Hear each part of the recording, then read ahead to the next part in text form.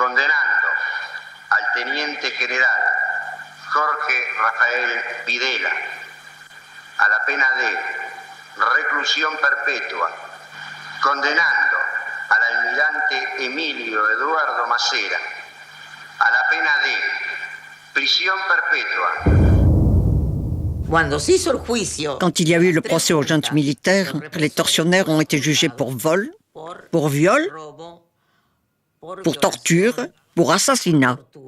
Ils ne furent pas jugés pour le vol d'enfants. Au début, nous nous sommes sentis offensés. Mais comment? Et nos enfants alors?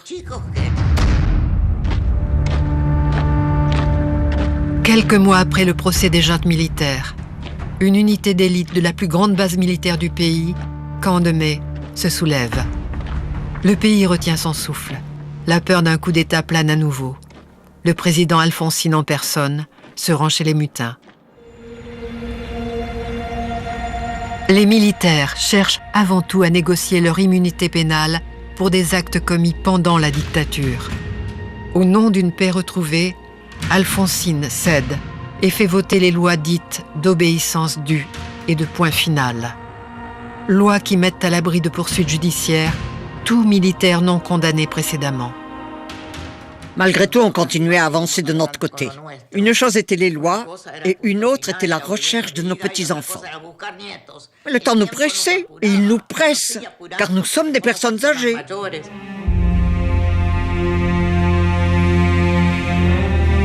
En 2 ans de démocratie, les grands-mères ont trouvé 4 fois plus d'enfants que dans les 8 années précédentes. Leur tract porte ses fruits, les enquêtes progressent.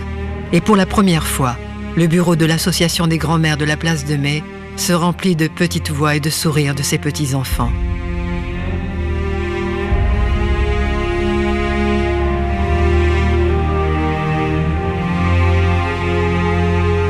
Je dois la retrouver.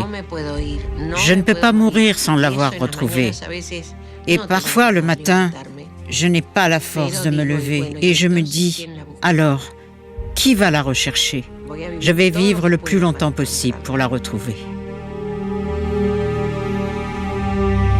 Ciccia Mariani quitte les grands-mères de la place de Mai en 1989 pour créer l'association Clara Anaï et se consacrer entièrement à la recherche de sa petite fille. Elsa Pavone la suit.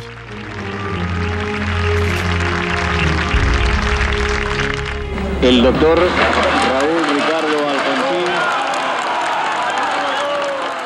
En 1990, le nouveau président élu, Carlos Menem, fait voter par le Parlement une amnistie générale qui laisse tous les militaires en liberté. Videla va à la messe le dimanche en toute tranquillité. Macera écume les plateaux de télévision. Et Jorge Astis, surnommé l'ange de la mort de la ESMA, fait les couvertures des magazines en vacances.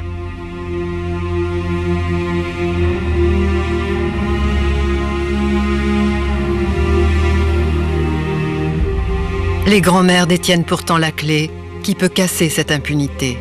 Les crimes qui touchent aux enfants sont imprescriptibles. Elles réussissent à atteindre le général Videla.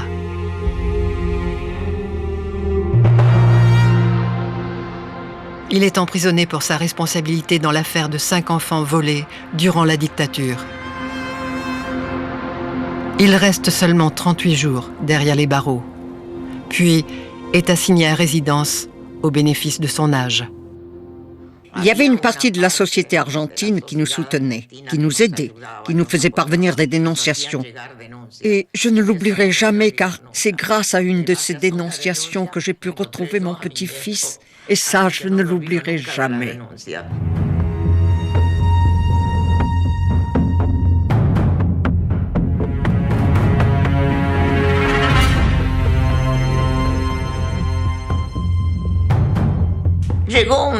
Un jour, on a eu un appel téléphonique. Ma petite fille, celle qui avait 15 mois quand on a kidnappé ses parents, elle travaillait chez les grands-mères de la place de Mai. Et elle a pris l'appel. Et on lui a donné toutes les informations. Un garçon né en novembre 1978, qui travaillait à tel endroit, qui s'appelait ainsi. Et toutes ces informations indiquaient qu'il s'agissait bien de notre cas particulier. À ce moment-là, j'étais le fils unique de parents séparés. J'avais une relation horrible avec lui. Et soudainement, une fille est arrivée à mon travail. Elle me demande si elle peut me parler. Je lui dis que non, je suis en plein travail. Elle me demande si elle peut s'asseoir et m'écrire une lettre. Elle me demande ensuite un sac.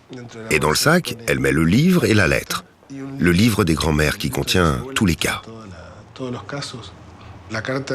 La lettre se présentait ainsi.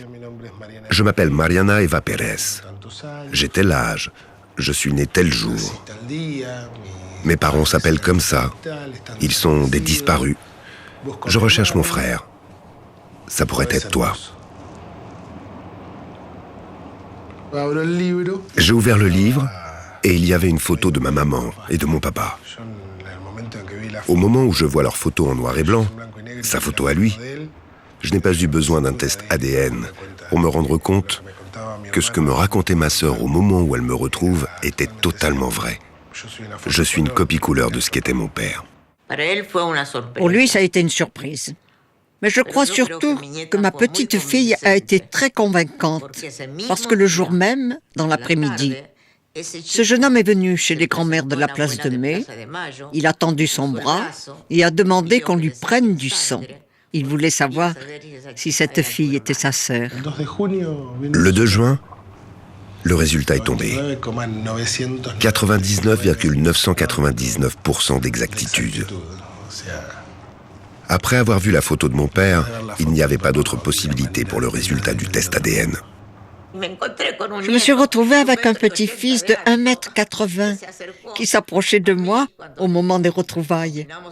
Et moi, toute petite, en le regardant, je lui dis « Je suis ta grand-mère ». Il me dit « Eh oui, je sais, Baba ».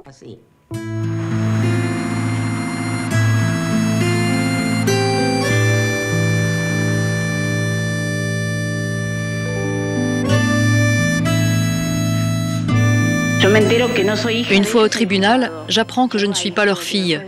Le juge Charvet me montre le dossier et il me dit que c'est prouvé que je n'étais pas la fille biologique du couple Tetzlaff et Duartes, à 99,99%. Moi, j'ai répondu que je gardais le 0,01% parce que j'étais leur fille. J'ai jeté le dossier, je leur ai dit que tout était un mensonge et qu'ils étaient des subversifs. Je vais voir Germán, il était menotté. Et je lui dis « Bon papa, on va demander une contre-expertise ». Il me regarde et il me dit « Non ma petite, non ». Alors à ce moment-là, j'ai compris que je n'étais pas leur fille. Et il me raconte. Il me raconte comment s'est passée l'attaque. Et que vous dit-il? Qu'il est rentré dans la maison et que c'est lui qui tue mes parents. Voulez-vous faire une pause?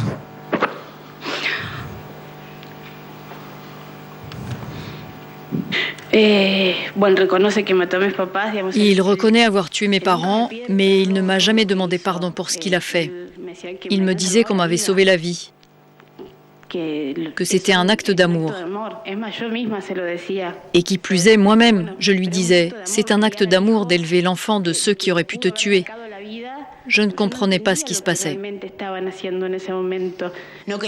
Je ne voulais pas connaître ma famille. Mais le tribunal m'y a obligée. Je me suis immunisée pour ne pas les aimer. Je sentais qu'ils étaient les ennemis, qu'ils étaient de l'autre côté. Mais ce jour-là, quand je les ai vus, que j'ai parlé avec eux, il y a eu un changement. Ce n'est pas que tout a changé. D'abord, j'ai commencé par les accepter. En tout cas, je ne les ai pas détestés. Ce jour-là, je suis partie sans les haïr. Et avec même un peu de sympathie.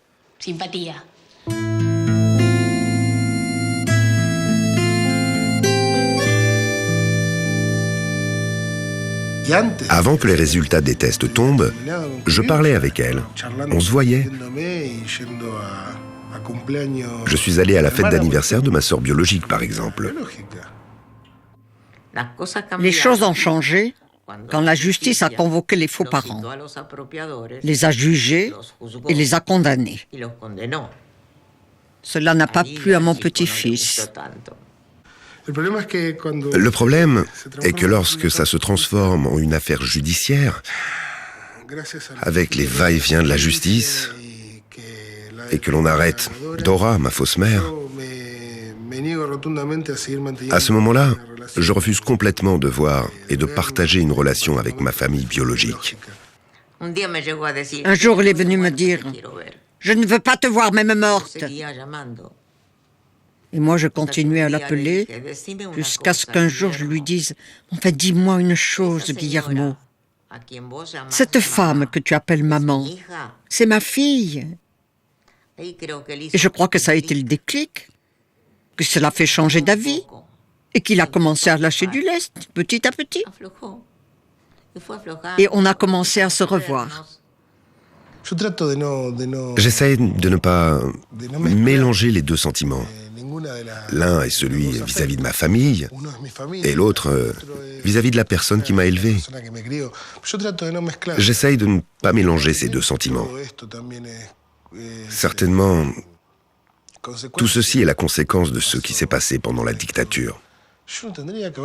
Je n'aurais jamais dû connaître Dora, ni être élevé par elle. J'aurais dû grandir avec mon papa, ma maman, ma sœur. J'aurais dû être avec mes grands-mères. J'aurais dû connaître toute ma famille.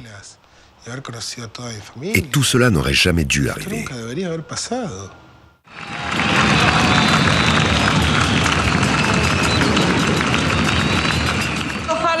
J'espère que tous ceux qui sont ici et qui ont des doutes viendront nous voir. Nous voulons embrasser nos petits-enfants.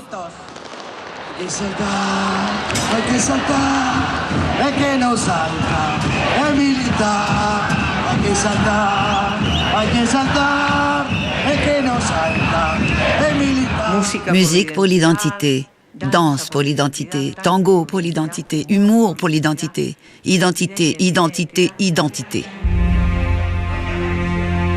Toutes les idées sont bonnes pour sensibiliser des jeunes qui doutent de leur origine. Pour Estella Carlotto, c'est l'espoir de retrouver parmi ses adultes son petit-fils qu'elle cherche toujours. Il y a un homme parmi ces dames, Abel Madariaga, secrétaire de l'association. Il cherche son fils. Il rejoint l'association lorsqu'il apprend que Silvia Quintela, sa compagne séquestrée et enceinte de 2 mois, a accouché d'un garçon à l'hôpital militaire du camp de Mai.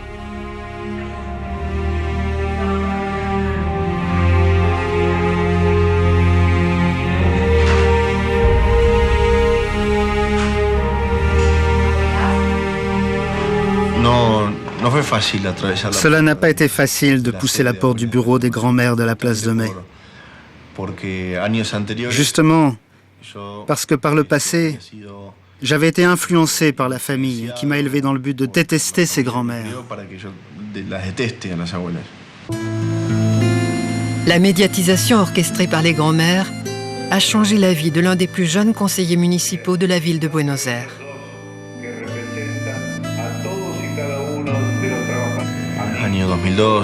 En 2002, je me souviens, je regardais la télévision et j'ai vu une publicité des grands-mères qui montrait un jeune se regardant dans un miroir et qui ne se reconnaissait pas.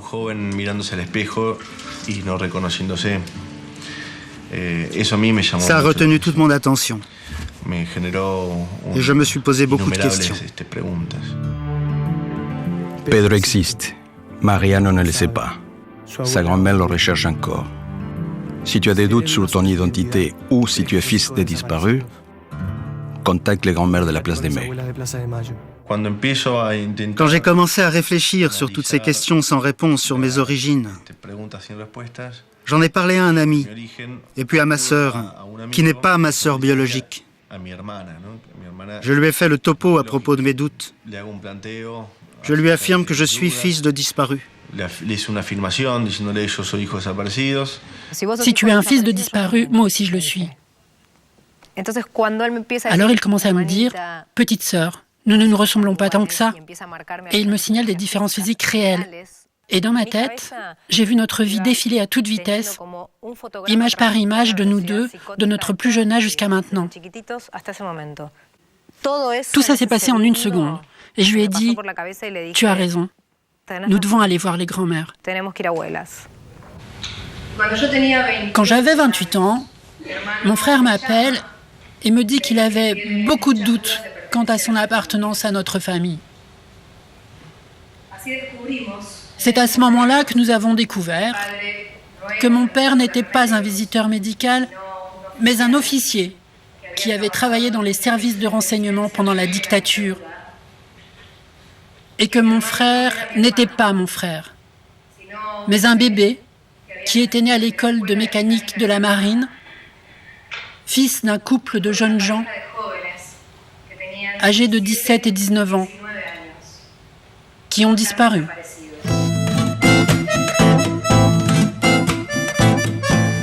Reconstruire sa vraie identité après l'âge de 20 ans, c'est une tâche qu'il faut assumer. Cela entraîne des moments de désolation, d'instabilité. C'est un travail de chaque jour.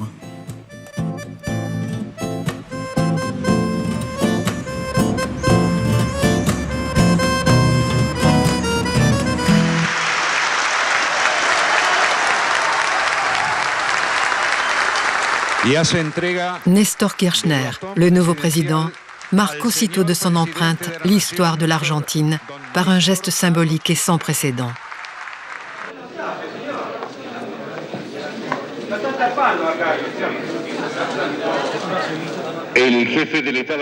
Il se rend au collège militaire de la Nation, lieu emblématique de l'armée, et ordonne au chef d'état-major de décrocher les portraits de Videla et Bignone, qu'il considère comme des criminels.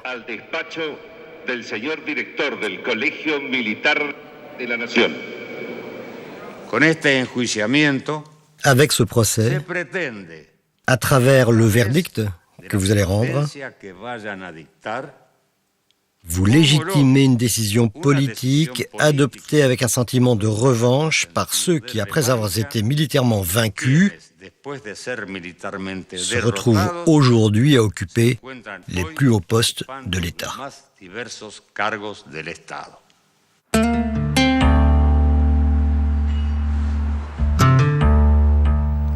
Il avait 28 ans quand nous l'avons retrouvé. Nous avons su, grâce à une dénonciation, que à tel endroit, il y avait un gamin et par la date de naissance, ça coïncidait. C'était notre petit-fils. Il était tellement confus que malheureusement, au début du procès de son kidnappeur, il avait pris son parti. Je n'ai pas seulement enlevé un bandeau de mes yeux. Il y en avait plusieurs. Le premier a été celui qui m'a permis de voir en réalité celui que j'appelais papa, qui il était vraiment. Et le deuxième a été celui qui m'a permis de voir ma famille et de les comprendre. Il reconnaissait qu'on était ses grands-parents, mais de là à nous aimer. Mais maintenant, oui. C'est mon petit-fils.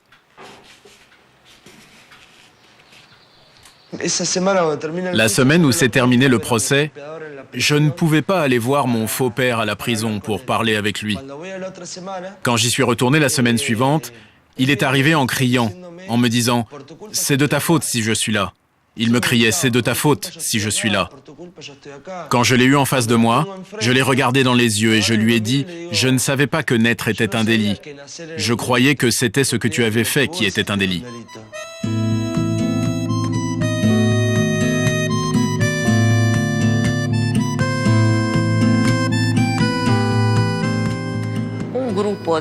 Un groupe de volontaires a décidé d'aller visiter les familles,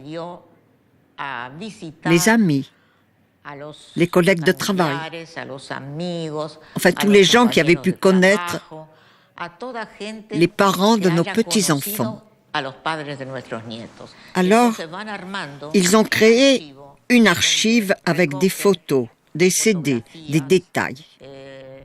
Il raconte des histoires et ainsi, quand arrive un de nos petits-fils, nous lui remettons ses archives, puisqu'il ne peut pas connaître personnellement ses parents. Il les découvre grâce à ce travail fait par les gens de l'archive de la mémoire.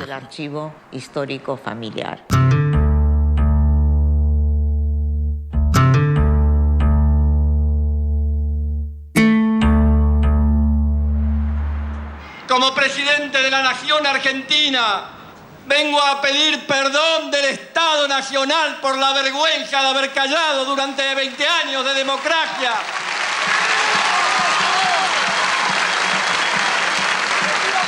Y a los que hicieron este hecho tenebroso y macabro de tantos campos de concentración como fue la ESMA, tienen un solo nombre. Son asesinos repudiados por el pueblo argentino. Ma mère a été détenue dans ce lieu. Elle a été certainement torturée. Et je suis né ici, dans ce bâtiment. Mais ce plan sinistre de la dictature ne peut effacer l'empreinte de la mémoire qui coule dans mes veines, qui m'a permis de découvrir la vérité. Je suis mes parents. Je suis Alicia et Damien. Je leur appartiens. Et j'ai leur sang. Merci Estella. Merci à toutes les grand-mères. Todavía cantamos, todavía pedimos, todavía soñamos, todavía esperamos. Que nos digan a dónde han escondido las flores que aromaron las calles persiguiendo un destino.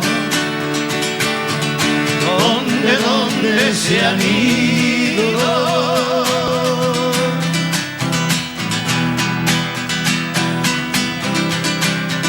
28 ans après le coup d'État, jour pour jour, Nestor Kirchner transforme la ESMA en musée national de la mémoire. Il fait voter une loi par le Congrès qui abolit toutes les lois d'amnistie concernant les militaires de la dictature. Du jour au lendemain, des milliers de militaires qui coulent des jours tranquilles deviennent tous coupables présumés et passibles d'une peine de prison. Les droits de l'homme sont désormais au cœur d'une politique d'État.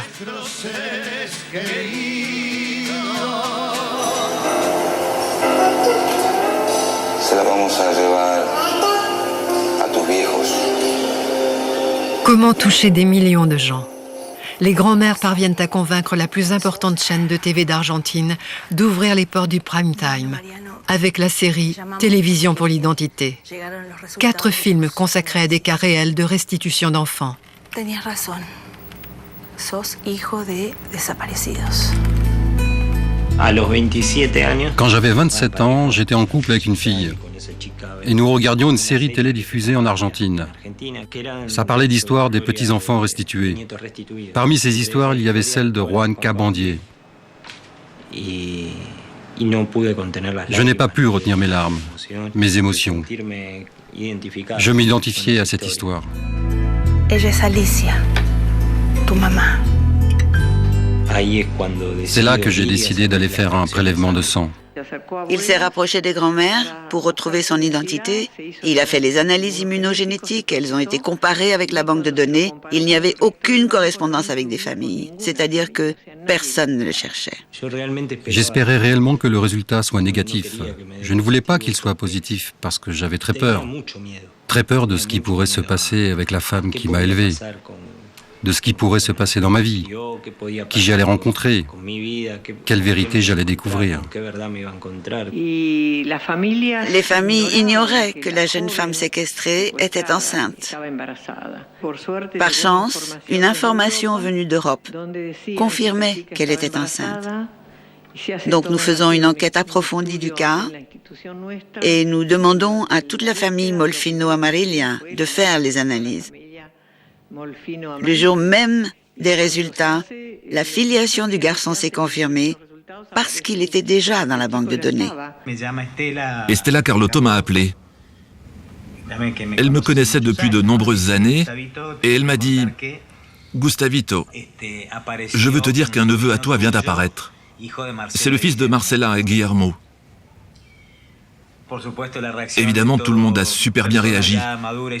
Et bon, j'ai raccroché, et quand j'ai réalisé ce qui se passait, je me suis mis à pleurer comme une madeleine. Estella m'a dit de faire venir mes frères le lundi suivant. Et d'un seul coup, on s'est mis à délirer. À quoi Martin pourrait-il ressembler en passant cette porte?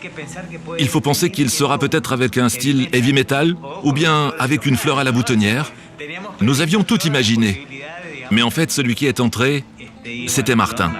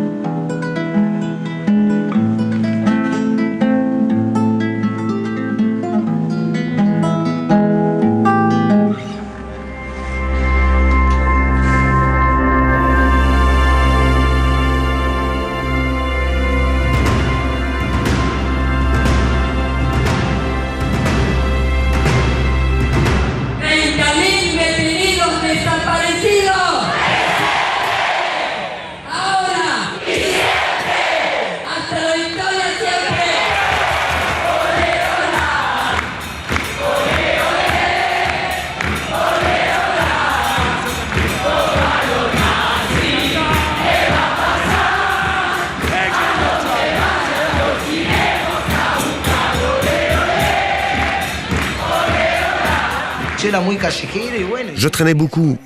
Je voyais les drapeaux et j'assistais à des rassemblements des grands-mères. Et à partir de 20 ans, c'était clair dans ma tête. Je n'appartenais pas à cette famille. Et que les grands-mères existaient, qu'elles cherchaient leur petit-fils. Je pouvais faire partie de tout ça.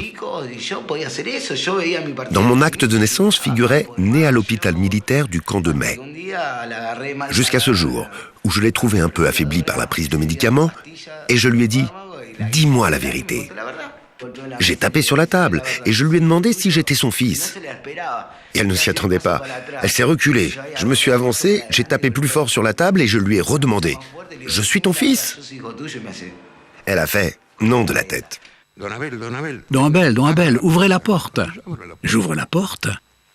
Je vois Estella, Coco et Claudia Carlotto. Et je leur dis, qu'est-ce que c'est ce bordel? Alors, comme j'ai un sale caractère, je demande si quelqu'un est mort. Qu'est-ce qui se passe? Et du coup, Estella, avec toute sa diplomatie, me dit « Abel, tranquille, on a retrouvé ton fils. »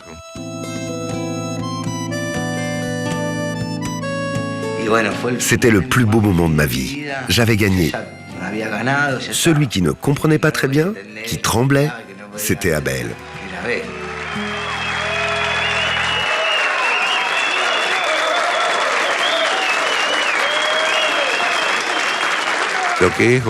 Quel plaisir d'être avec son fils. Et quelque part dans le public se trouve ma fille, la demi-sœur de Francisco.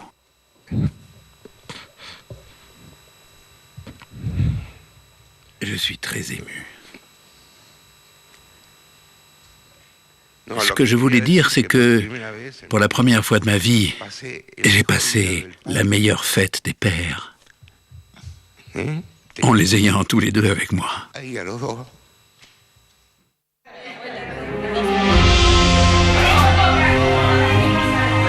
Les grands-mères de la place de Mai ont traversé la longue nuit de la dictature en défiant un système totalitaire jusqu'à le voir tomber. La science génétique qu'elles ont tant bousculée leur a ouvert la voie pour trouver 107 des 500 enfants disparus à ce jour. Elles ont réussi à ce que la justice ait le dernier mot dans ce combat contre l'impunité, l'oubli et le silence.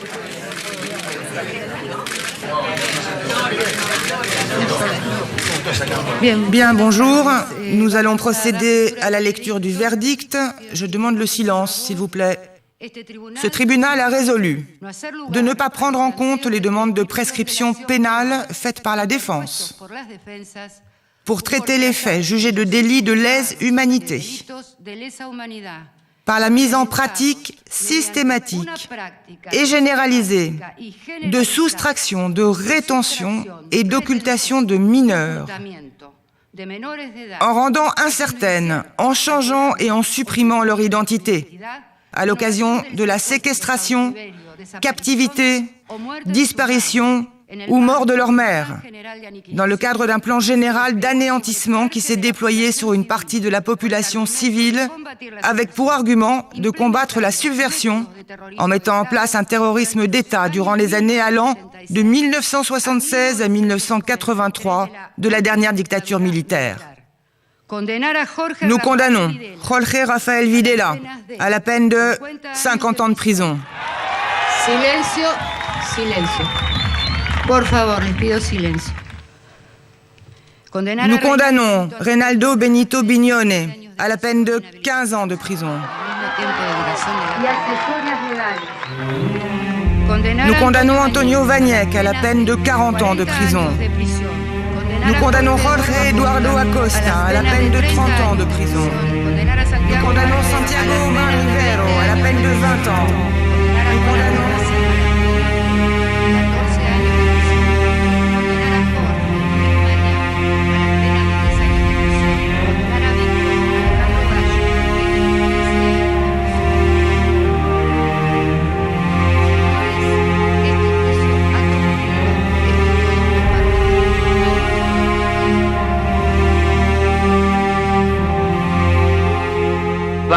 Nous sommes moins nombreuses maintenant, parce que la vie est implacable. Certaines sont déjà parties, d'autres sont diminuées à cause de leur santé. Et nous qui restons, nous avons toujours de la force, mais aussi la conscience que nous devons assurer la relève. Parce que s'il manque 400 petits-enfants, il en manque beaucoup trop. S'il nous manque de savoir ce qui est arrivé à leurs parents, il en manque beaucoup trop. Tous les jours, nous nous levons avec beaucoup de force et avec l'espoir que ce jour, on va voir arriver notre petit-fils. Moi, toujours, quand on frappe à la porte, même si vous ne le croyez pas, je pense que c'est mon petit-fils. Mon petit-fils. Il n'y a pas un matin où je me lève sans penser qu'elle va arriver. Je vous le jure.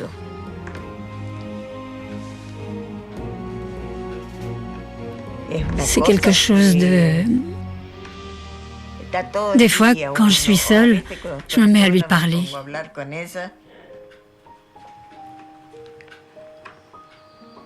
Où es-tu? Comment te sens-tu? On a retrouvé ton fils. Des choses comme ça qui me soulagent.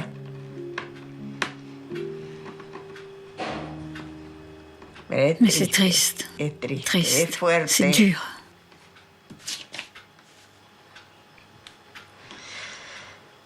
Je sais pas.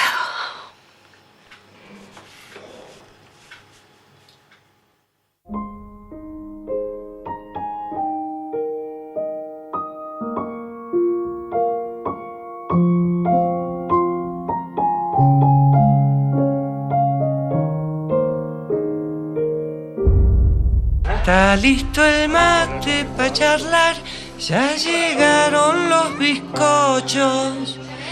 En el patio se prendieron un fogón. Este asado será tu bienvenida. Hasta el perro te espera en el portón. Solo vos, solo vos, solo estás faltando vos. Solo vos, y el sonido de tu voz. Solo vos, solo está faltando vos. Solo vos, y el sonido de tu voz.